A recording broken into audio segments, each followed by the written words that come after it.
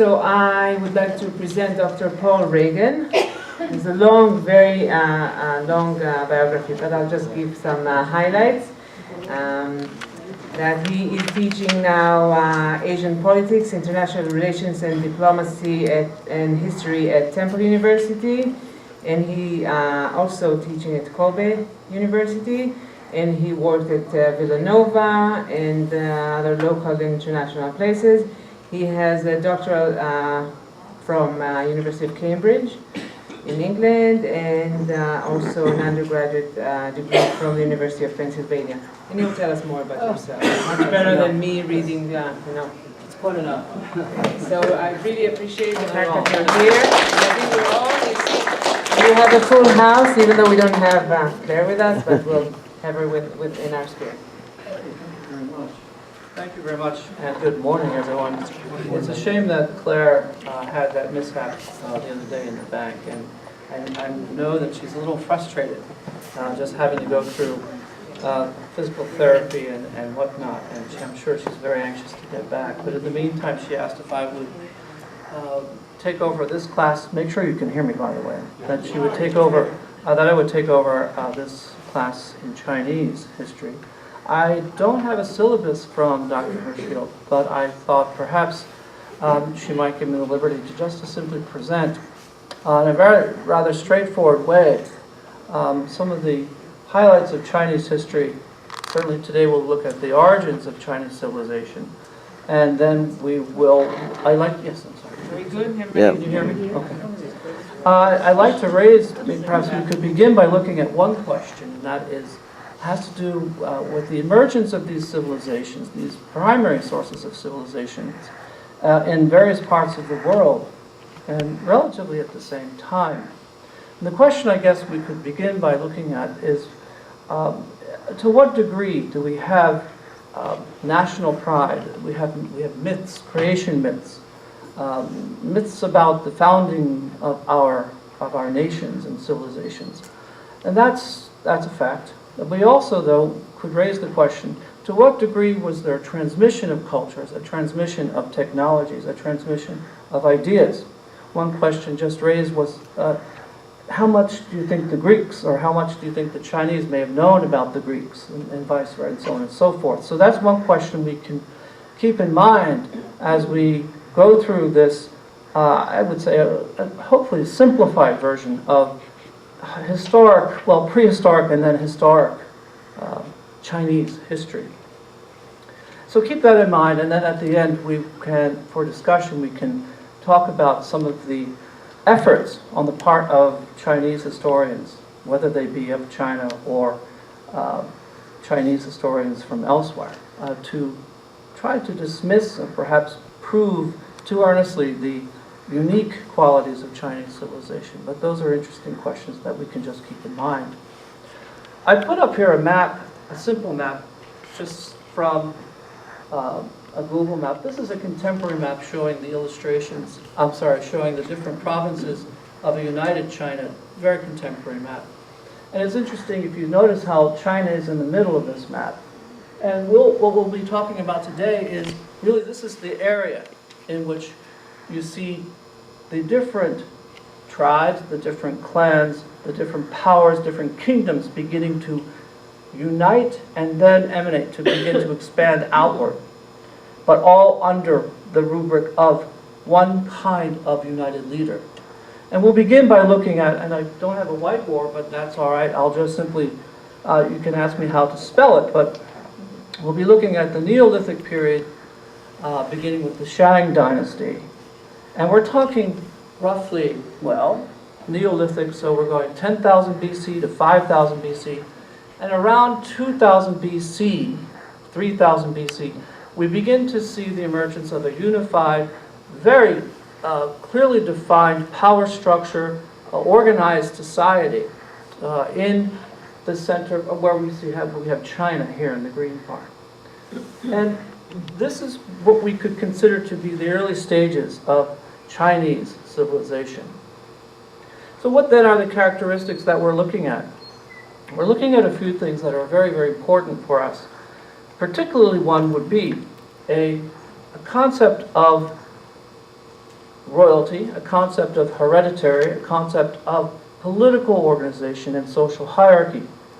And also we see a mobilization of resources, of human resources, and also of the various natural resources that are available. And when you see the organization of these resources under the dominant authority of a king, and in this case we're going to be looking first at the Shan dynasty, S-H-A-N-G, we begin to see patterns of behavior that do two things at least. One is to establish a precedent to be followed, and that's particularly important when we look at concepts of royalty, concepts of, well, I guess I could call it legitimacy, in terms of political, and in this case, there's a blending of religion and morality in this political legitimacy. That's very, very important for us to understand and to appreciate, which, you know, interesting, I would even challenge, I would think that in 2018, this concept is still strong in many ways.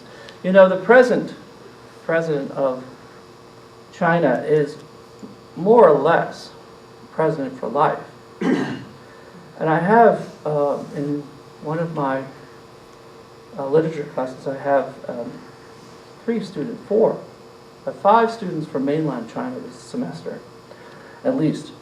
And I mentioned something to the effect that the present president of China is lifelong, and one student said, well, would that be the same as a dictator? And I said, well, I guess there are certain qualifications, which there are, but in reality. Well, this student, of course, by the time I got home, checked my email, there was a clarification, and certainly making sure that I would not say that the president of China is a dictator, but though he is president for life. Well, these traditions, perhaps, and the possibility for the acceptance of this kind of political ploys, I think has historical precedence and historical roots, and it works in the historical memory of the Chinese, which is a very complicated one to say the least, considering what has transpired since the middle of the 19th century, and certainly through the 20th century, which we will, of course, be able to discuss and examine. Well, let me go back a little bit to the Shang.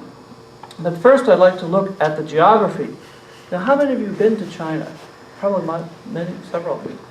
And what is the first impression that the landscape, the geography, provides us? Go ahead. It varies. It does. That's it. Very variable. You have north, south, and east, west divisions in general terms. And how did they vary? I'm blocking on the name, but there's one area where you always see pictures of the mountains which kind of come up Right. like this. Oh, I lost my little. Yes. And it's beautiful, it's unique, it's the only place I've ever seen it like that. Right. Then other areas where, and I'm blocking, I don't remember where in particular it was. Then there's other areas where it's quite mountainous, and sloping where the Great Wall comes in. It's really very Up in the variable. north, we're looking at the north, there's the wall, and the wall, of course, took centuries and centuries to build. It wasn't built, you know, in a very quick way at all. And it was under many dynasties and many emperors that wall was built. Guilan, is that the area? Yeah, up here in the north, correct. Guilan is where Right. those mountains are? Correct. Yeah. And so, in general, what you'll see, just looking at it in terms of space and in terms of general geography, we have a north-south divide, we have an east-west divide. And it's very much based on the climate, very much as you were saying, in terms of mountainous, and in terms of the soil, in terms of what can grow and what cannot grow in those regions. And it's about 1,000 miles east to west and north to south. So, say Beijing to Guangdong is going from Bangor to, I guess, Georgia or somewhere south. So you got about 1,000 miles this way, north to south, and even a little bit more east to west. And also you have territories surrounding. You have Tibet, you have Xinjiang, you have Mongolia, inner and outer Mongolia. Also you have Hainan and Taiwan, which we will have opportunity to discuss when we get into the 19th century. So looking at the geography, we can see the variation and how that climate, in many ways, informs what to grow, how to live, what kind of architecture to use. Also, the area is dominated by two main rivers, the Yellow River and the Yangtze rivers. And these are river valley areas, and they lead into alluvial plains. And the Yellow River, for example, it empties out into the Pacific Ocean. And we're looking at, say, half a cubic mile of water into the Pacific on an average day. So these are powerful, powerful rivers, and a very powerful environment. Now, considering, of course, the geography, we can take a quick look at some of the prehistory. And when we're looking at prehistory, our major sources of material will be material culture. And specifically, we're looking at anthropology, and we're looking at archaeology. We're looking at texts that are not texts, indicators that are not written texts, but rather we're looking at material culture. We're looking at pottery. We're looking at bronze. We're looking at how inscriptions were made on the pottery and on the different kinds of bronze vessels that are being created and processed at this time. So we have also, in addition to those, we have, very interestingly, we have the oracle bones that have been discovered as well. I would say probably in the 1920s, so about 100 years ago. You had, by chance, the discovery of oracle bones in the area of the early capitals. So we're going to see this gradual move this way and up. And then, of course, later on there's going to be division, as you know, as you'll see. But generally, we're going to see this move eastward. And the influence of material culture in the East is going to have an effect on the outlying tribes or clans or kingdoms. Now, the oracle bones are an indication that we're looking at some philosophical and religious basis for leadership and social organization. And the way these oracle is similar to actually ancient Greece in some ways. They were used for divination and so on and so forth. But what's interesting is that when we look at the material culture, we do see a more structured society. We see a hierarchical structure in society.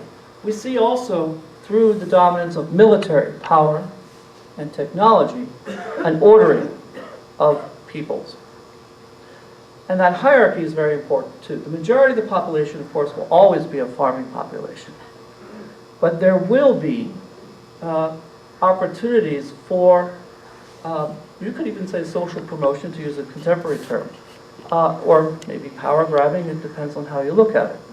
Opportunities based on certain talents and skills that will be acquired during this period. And perhaps one of the most important of all of these will be writing. Now, when we look at writing, does anyone write Chinese? No? So if I had a whiteboard, maybe we can find one. It's always fun to have that. And I have my markers. I'll bring it in next time. And it's important because, you know, if you look at the characters, say for tree would be 1, 2, 3, 4. It's tree. So these are logographic as opposed to phonetic ways of writing. And what's really interesting is anyone who begins to master these, master this way of writing, these, we call them Chinese characters, has, of course, established the requirements for success, for control, for education, for literacy, for power. But what's also interesting is you don't have to speak the same language to read the same characters. So this is a powerful and a unique quality of Chinese ideographs. And it's interesting, I speak Japanese, and I don't speak Chinese, but I can read present-day Chinese because the communists simplified but I can read pre-communist Chinese, or even classical Chinese, because of Japanese. The Japanese use the same characters. The Japanese is a little more complicated because they have 3 other writing systems in addition, which are derivations of the Chinese characters. But once you have the establishment of writing now, and the use and the adoption and the use and the promotion of this writing system, you have basically control over information, you have control over a literate elite, and you also have, at the same time, communication. So you don't have to speak or pronounce the words the same way. But as long as you understand the concepts and you understand what they mean, that's fine. So if you go to China today, everybody speaks a different, it's not a, there is of course Mandarin Chinese, there's Cantonese Chinese. So if we go to Chinatown, we're mostly going to encounter Cantonese. Very seldom will you encounter Mandarin. You will, but Cantonese, because they're coming down from Guangdong, from here. So most of our immigrants in Chinatown will come from the southern part. So we have, of course, concepts of divinatory inscription, we have a writing system, we have military technology. One thing that I find particularly interesting is the use of the chariot at this time. And that will change when we get into the Zhou. The chariot is very important, yes. Is it a difficult language to learn compared to English or French? Chinese? Yeah. I think this is very interesting. It's not, well, it's certainly different Yeah. to say the Indo-European languages. And the difficulty lies in the memorization of the characters and the writing of the characters. So the reading and writing of the Chinese characters, which is, they're not phonetic. So you simply have no choice but to remember that a horse looks like a horse, or that looks like a tree. But in terms of syntax, in terms of grammar, it's probably closer to English than Japanese is. Japanese has no relevance whatsoever to Chinese. Yes? How do they manage a computer? Right. Well, right. That's actually a major concern right now. So, for example, here's the keyboard. So this one is English, but if I were to go to China or Japan or even Korea, they will have on top of the Roman letters, they will have the phonetic sounds of the Chinese or the Japanese. So that's what they simply substitute the phonetic sounds of the Roman letters. But then the computer, the chip that's in there, the programming, is already going to bring up the character that it anticipates that you're thinking of using. Because it already assumes that this is what you mean. So they don't need a keyboard that's this? Not at all, no. Actually, everything is usually like, in Japan, everything is like this. You know, they're very clever, but sometimes it's hard to see the screen, you know. But there's a problem with that. And what do you think that problem is? The students are forgetting how to write. Because they're always doing this, they're always texting, they're always doing this. And when you write in Chinese or in Japanese, it's your hand that memorizes, not your eyes alone. And we have the same, well, we have a problem with penmanship, but we've always had that problem. But this is a serious problem. And they get stuck. You'll see people, and it's not just young people, it's everybody now, because we're all using the PC, our notebooks. And people get stuck, because it's all this way. You have to memorize it by hand. And when you stop to think, then you know you've got to go back and practice again. Go back to elementary school. So the writing system, now there's something that's very important too. We also see in the Shan Dynasty, S-H-A-N-G, a very clear enunciation of religious, I would say religious and religious ritual, and the combination of religious ritual and a moral order used to make legitimate the ruling elite, the king. Okay, the king. We also see the use of sacrifice. I will describe these three things. I have four things, actually. I will describe them. These three things, or four things, are very important. But let me just begin by looking at this nature of religion and ritual. And it's also related to something I wanted to say about the very beginning, about the creation myths. But here by the Shan dynasty, we have a very clear enunciation of the Shan king as priest, as someone who has, only he has the capacity, to connect to his ancestors. Now, what is this all about? Well, first of all, in this society, it's a patrilineal society. But at the same time, we have to understand, with this patrilineal society, we have the king, his sons, okay, their wives. Then you have his ministers of court. You have his military guards and captains, commanders and generals. So you have, with this new structure and this new organization, you have basically a hierarchy. And not only do you have a hierarchy, it is patrilineal, which means that the sons, the families, have to marry outside. But what you have as a result is an expansion of the king's family, which can cause a lot of trouble. You want to keep those closest to you in check, because they have too much access. They're too dangerous, as you'll see in Chinese history. That often, unfortunately, is the case. So we do have now this concept of religion and ritual. We have a patrilineal principle. We have also the idea of sacrifice and reciprocity. Sacrifice, of course, is the principle underlying sacrifice, is basically you want, through supplication. You still see this. They might have roadside, I know in Japan they'll have a little, well, in the household even. Every morning someone will bring maybe a little, I have one in my pocket there, a little mikan, what do you call it, a little tangerine or something, and put it on the family altar. And then you say good morning to your ancestors, you clap and you ring the bell, you light a candle, so on and so forth. But the other side of sacrifice, now when I'm talking about sacrifice here in the Shan, I'm talking about human sacrifice, the real stuff, yes. And that even goes so far as to include that at the death of the king, those around, those who served him in court would be buried with him. And that included dogs and horses, his favorite dogs and favorite horses. Well, so we have these three ideas. Let me go back to the idea here, though, of religion and ritual.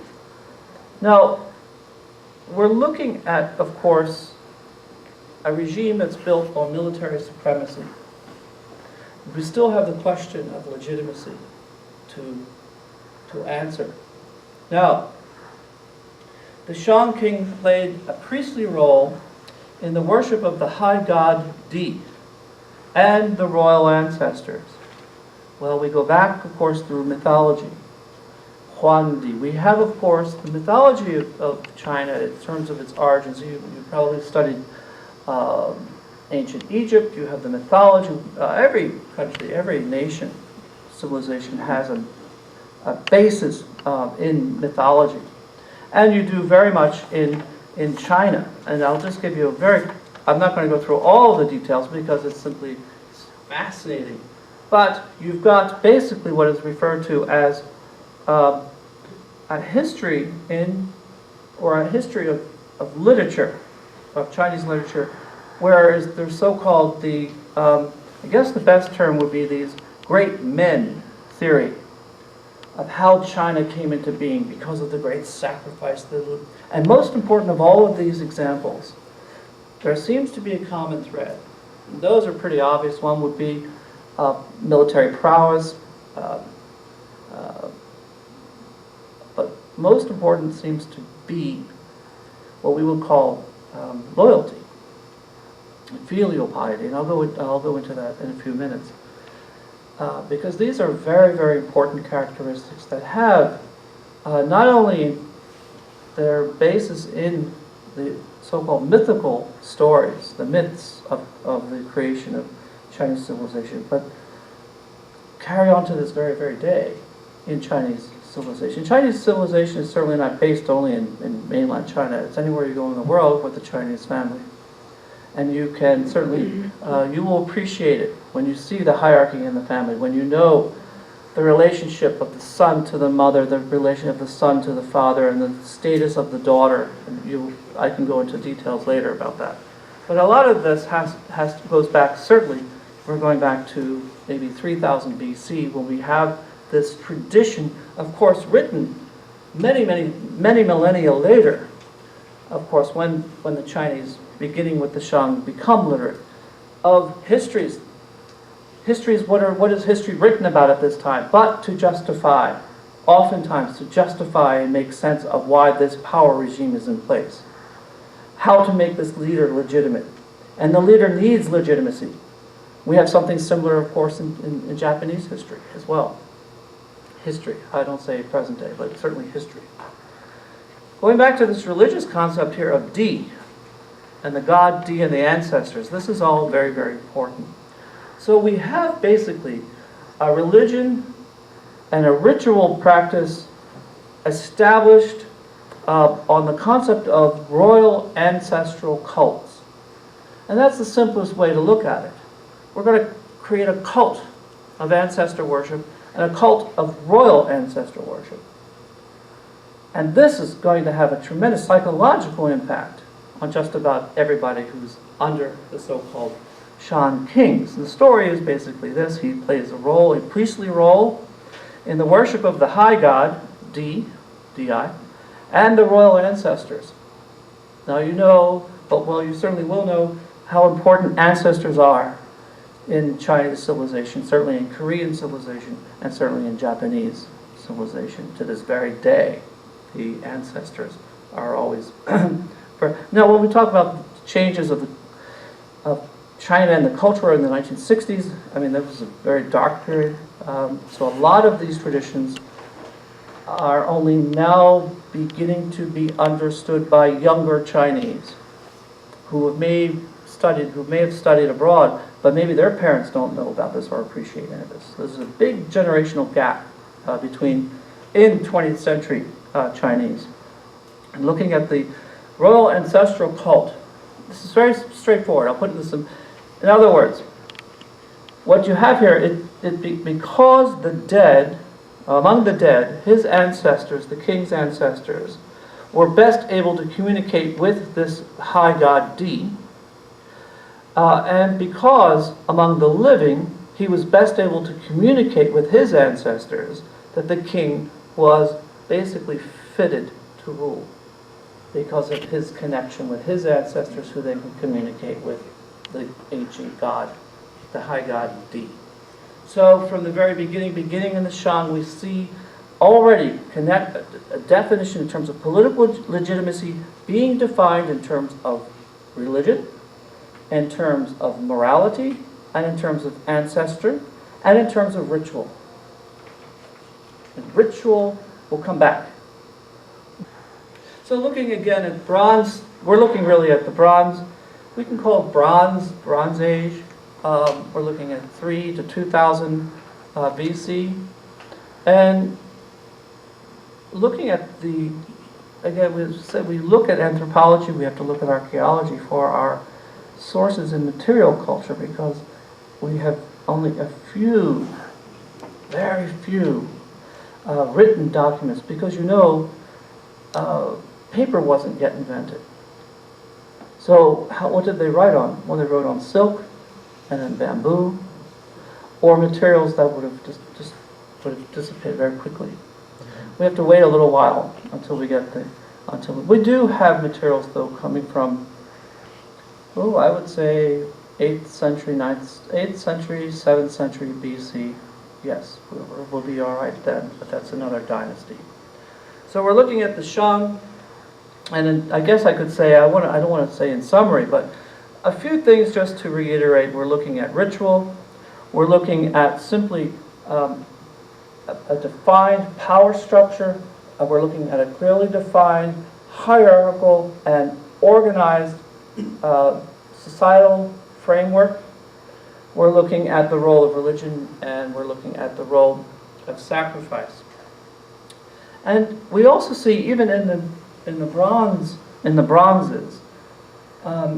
there is a change in the style of, or in the design of these bronze vessels, and that's the best way to look at them, as bronze vessels.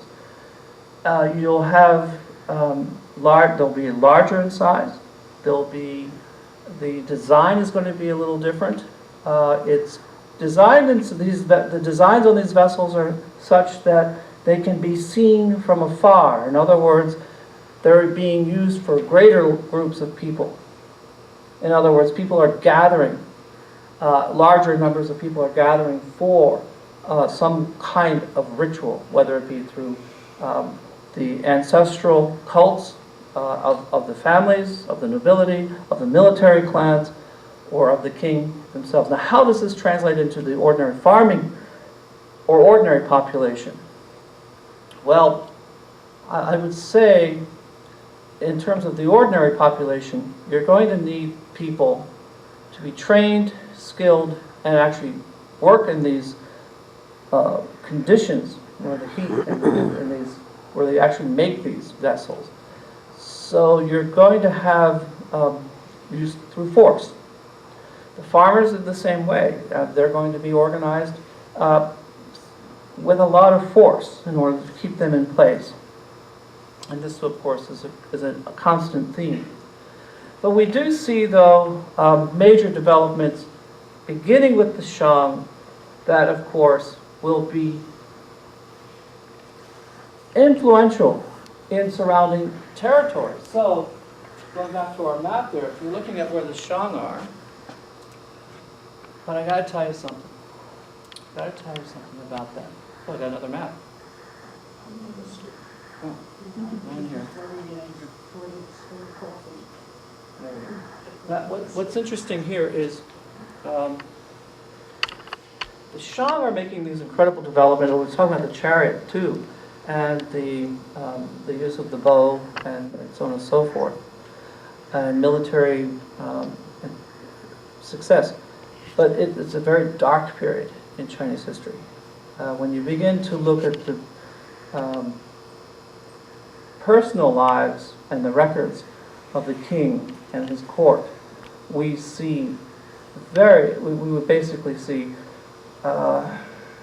things that would be considered to be despotic and quite horrific in terms of, we talked about the human sacrifices. Well, that's a fairly good indication as to, I guess, the ease with which people were sacrificed. And there's quite a degree of bloodthirstiness in terms of the Shan kings. Now, by the time we get to 1050 BC, it's pretty obvious the Shang are in trouble. They had been in trouble for quite some time because of the nature of political organization. So, very quickly, so here you got the Shan king, okay? We'll put him in here. Put him right in here. Put him in here. And he begins to conquer all of the different kingdoms, surrounding kingdoms. Who is he going to send to control them? How is he going to get revenue from them? How is he going to basically maintain some degree of unity? So he'll put the sons out there, but that's not enough. He'll have delegates who will go out there. So what happens is, the authority of the king begins to diminish over time. And it's transferred at the local level, where the sons are, where those representatives of the king are. So you have this gradual weakening of power on the part of the nominal king. You'll have then stages, the king, and then you'll have stages of decline in his real authority. So you'll have initially, of course, complete control. And over the centuries, you see that begin to diminish. And there are a number of reasons for that. It's just simply a matter of becoming too absorbed with the things at home and not involved enough with what's on the periphery. And so, but at the same time, there are two things. There's a transmission of cultural developments. That includes language, it includes art, it includes technology. But at the same time, you begin to see, with that transmission, you begin to see power begins to be transmitted too, or just not given back. And that's a key thing. So by the time we get to 1050, we have the end of the Shan. That's it. And they are going to be taken over by a rival kingdom, but their name is Zhou. Z-H-O-U. Maybe we'll get a whiteboard or something up here next time. I'll actually make notes for you. It's going to be even easier. Yeah, the Zhou come in. And this is a very important development in the terms of identifying what the roots of Chinese civilization are. So we're looking here at 1050 BC. The Zhou rise against the Shan and defeat them in a battle, a major battle, of course. Now, it's not as if the Zhou had been entirely a barbarian tribe or kingdom. No, they have already been, you could say, acclimated or even acculturated to the culture and the power structure of the Shan. But one major development takes place with the Zhou early on, initially. And then I want to draw, this is very, very important for us.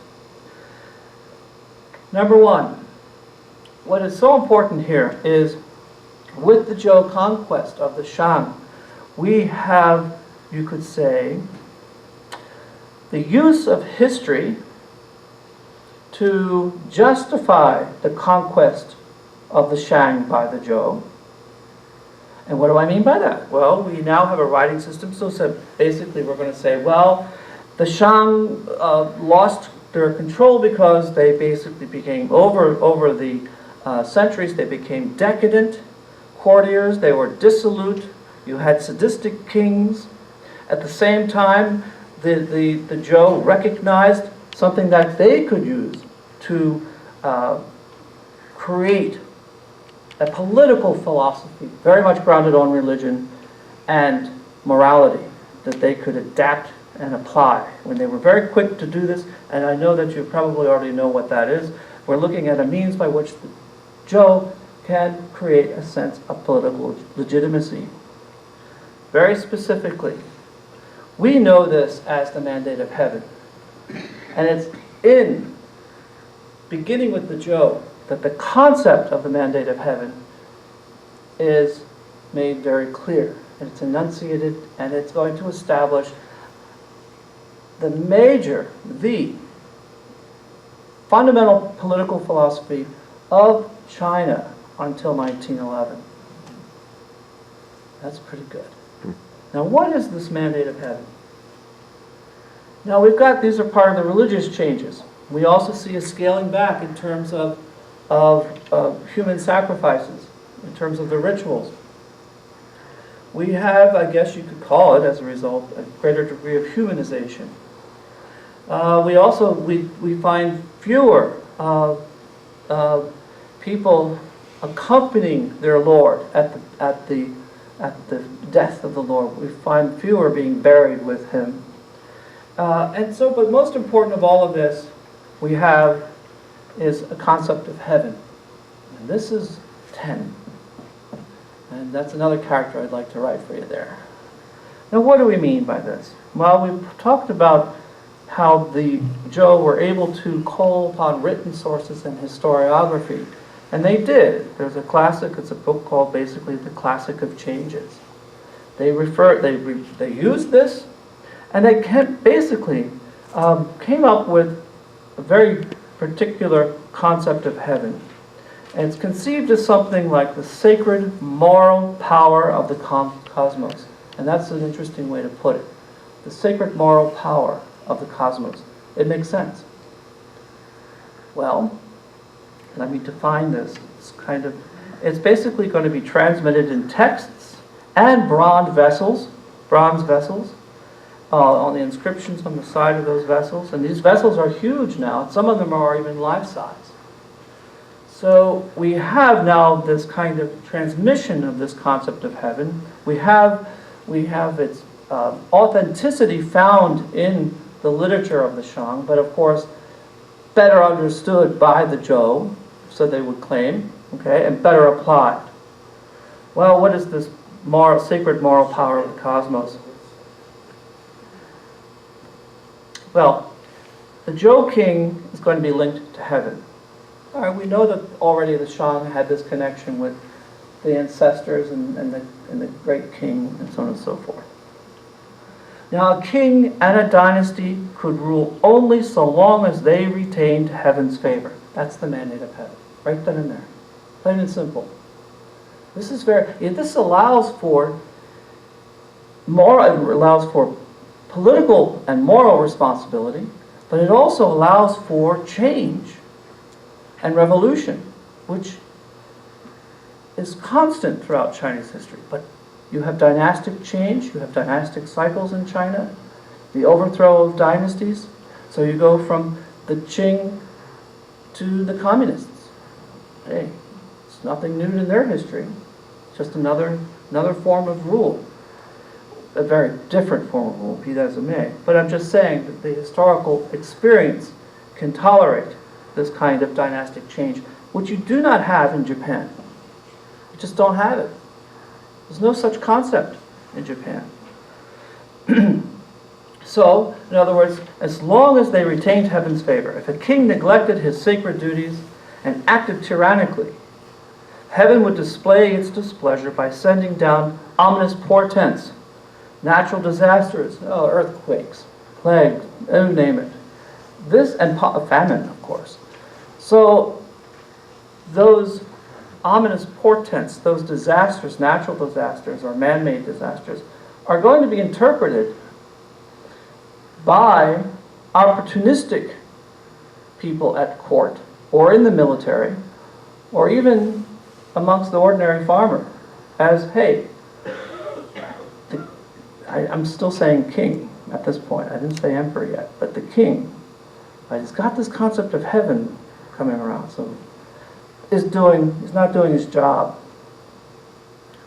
With this concept of heaven, we will also begin to see a definition of the role of king as something a little different now. He's no longer just a king among kings, or perhaps the most dominant hegemon. But it's beginning to be understood that perhaps he is the son of heaven. He is the emperor. Is that all right?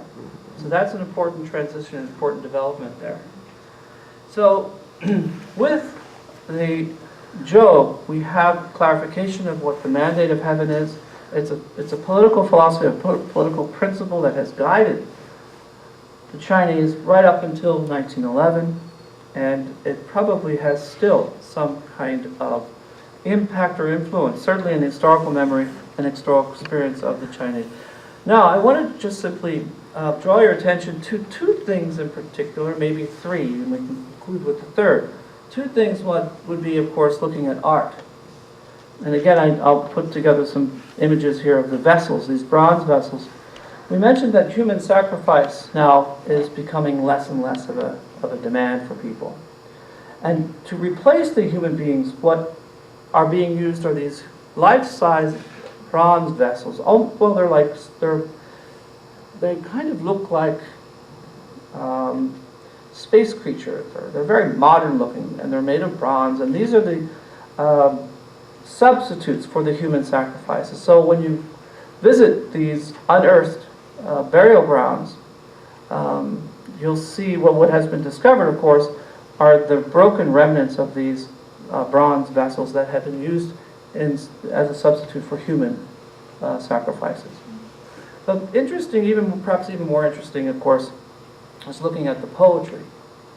And we look at two things. I'll just give you two examples. One dealing with the nature or the review of women in politics, and the other would be the role of the peasant, so to speak. And these are songs, these are ballads and sonnets that would be, of course, found in the Book of Songs. We're looking at 305 poems which originate in the Zhou period. But just to give you an idea, that these would be sung at court. They would be very popular and very well known, if not memorized. Just a few to give you an example of some of the concerns that actually were able to be considered poetry. Now, regarding women's involved politics and the affairs of government, well, here's the poem. Clever men build cities, clever women topple them. Beautiful these clever women may be, but they are owls and kites. Women have long tongues that lead to ruin. This order does not come down from heaven. It is produced by women. Oh, boy. But I do want to say something, though. During the Shan period, one of the most important military commanders and rulers was a woman. And you'll see throughout Chinese history, right up until 1908, women have been extremely influential in the imperial courts, particularly as you get into the 1900s. Now here's a very simple poem about, you got maybe a peasant and the military, and all right, so basically, please Zhonghe, do not leap over our wall, do not break our mulberry trees. It's not that I begrudge the mulberries, but I fear my brothers, you I would embrace, but my brother's words, these I dread. Okay, so don't mess with my mulberry tree. Because, well, mulberry trees are very important for a number of reasons. One, it's going to be, of course, could be their industry, it's their silk. And here's another little poem. Simply, which plant is not brown? Which man is not sad? Have pity on us soldiers. Treat it as though we were not men. So you find a representation in early Zhou period poetry of concerns that go beyond just simply the imperial court, or I should say, well, we can call it the imperial court, and reflect what we would consider to be ordinary concerns about the garden, about the treatment of maybe a military person, or even, of course, amongst lovers, you would have different kinds of little sonnets. Now here's the question that we began by looking at and that raised, and this is something I wanted us to maybe have a brief discussion. The question is, we're looking at the establishment of what is truly a complex civilization. And we see this happening, of course, in India, Mesopotamia, Latin, or the Americas. But to what degree is there transmission? How much do we influence each other? Is that even, I guess I would ask, is that even the necessary question? Are they happening? Are these developments, technological, political, sociological, theological developments, are they happening alone? Or are they being borrowed? Or is there just simply transmission of ideas? And yeah, and I want to raise this point, and this is written by a very interesting historian. She writes, did knowledge of some of the advances of the ancient Near East cross the Eurasian steppe and stimulate a spark or similar developments in China? Are similarities all the result of a common logic of socio-political, technological development, or are some the result of diffusion? Now this is where it gets tricky. This is a really tough question. Most Chinese historians and archaeologists seem to think that is more to China's credit the less their ancestors learned from others and the more they discovered or invented themselves. So basically we call it a little bit of cultural nationalism or something like that, chauvinism, something like that. But I'm just bringing that up for your attention. They point to Marx, these scholars, they point to Marx on Neolithic pots as possible early stages in a writing system to refute the notion that the idea behind writing, marks that can represent words, might have been transmitted by illiterate peoples across the steppe. They just demonstrate how distinctive Chinese bronze mold casting was in order to cast doubt on the notion that the idea behind metallurgy could have been transmitted in a similar way. Nor do they like to draw attention to the strong probability that wheat, the chariot, the domesticated horse, and the compound bow spread from East Asia. So these are basically on the part, this is an historian critical of her Chinese historians, her colleagues, saying, well, wait a minute, we can't just dismiss the degrees of influence or transmission, but perhaps she comes to this conclusion, perhaps it would be even better. What makes China one of the great civilizations of the world was not its isolation or purity, which is what many of these Chinese historians try to argue, but rather the way the complex of ideas, social forms, skills, and techniques which coalesced in ancient times gave China the capacity to grow, adapt, and expand. And that's a good point, I think. It's not just a matter of who invented this first, or did we copy it. It's a matter of how it's a degree of adaptation, willingness to recognize something. And it will become unique. It will become their own. That's not a problem.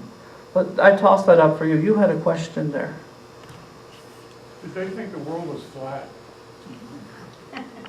Well, we know that navigation was, the world was flat. Here's the safe answer. They knew that they were center of the world. The name Chugoku means the Middle Kingdom. And ever since the Shan, everyone else knew that this was the center of civilization. Did they think the sun went around the earth? Or? Now, in terms of astronomy, we're going to be looking at that as we get into maybe the middle to late Zhou. In terms of their astronomy and overall, I can't give you a specific, I'll just say no. But I'll also tell you that their sense of biology was completely wrong. And that was discovered actually in the 18th century by Japanese medical doctors trained by German doctors who were visiting the Dutch in Japan. And they had the classic, well, of course, the Dutch were brought in Vesuvius, you know, the charts for anatomy, and the Dutch, of course, were bringing in, the Germans were bringing in their medical books, and you know, you just didn't deal with corpses. You didn't carry out, I guess we would call them autopsies or something. But some of these scholars did, and they realized they had the classic Chinese drawings of the internal organs and the position of these organs. It didn't look like what's here. They didn't add up. So, in terms of, I'll answer this not until we get the Jesuits. In the 1600s, do the Chinese get a sense of how we understand the natural and astronomical world? So we got to wait a little while. When we get the Jesuits coming in from Europe in the 1600s, we will then get really, really good astronomical writings. But it's from them and how they introduced it to the imperial court. And that's another story in terms of how they worked with the imperial court. Yes? How could there be much influence from the different civilizations, one to the other, given the lack of transportation, like the Incas? Yes. What would they have to do with China? Right. Well, as you an know, example? someone did mention shipping, but also we're looking at continental. And we're also looking at the migration of peoples going back at the end of the Ice Age. We're going back maybe between 10,000 BC and 5,000 BC when you do see migrations taking place. And for an example, you have also, there is contact between this part of China and Eurasia. There is contact, and we have also at the same time the development of nomadic tribes, and we will get to know them as the Mongols. Yes? Could you recommend a couple of... Oh, thank you, yes, But yes. just general. Yes, I think a very good source of reading for all of us, and I can certainly put a list together, but just, you can get the the shorter or the abridged version of Dr. Jonathan Spence from Yale. Has a wonderful history of China. And you don't have to get the big one. Jonathan Spence, yeah, from Yale. I think it's published by Norton. You can get it on Amazon like everything else, I guess, now. So. But Spence is a very manageable source for us. It will tie in beautifully with what we're doing. Okay? Yes? Your concepts that the kings got their powers from either heaven or from... Yeah. Right. That's Well, they're not getting power, but they are in an intermediary role with their ancestors and the gods. So they are in a position, they're in a special position. Only they can act as that intermediary. Would you say that's equivalent to the divine right of kings? Oh, President well, divine right of kings. And then we have in Japan, we have the old concept of the emperor as a being of divine descent. It is similar in a way, isn't it? In terms of the way that we're looking at the court of, well, you can even go back even early, Louis XIII, and then of course into in that period of going from the 1600s. You've got Catholic bishops formulating this concept of the role of the king in the relationship in terms of right. In the sense that the one thing that is lacking in the part of the Western concept of divine right would be the sense of the right to the mandate of heaven. The mandate of heaven is secured only to the extent that there is stability, there's peace, there's harmony. There aren't any ominous portents. There aren't disasters that aren't being taken care of. But it's a human concept too in some ways.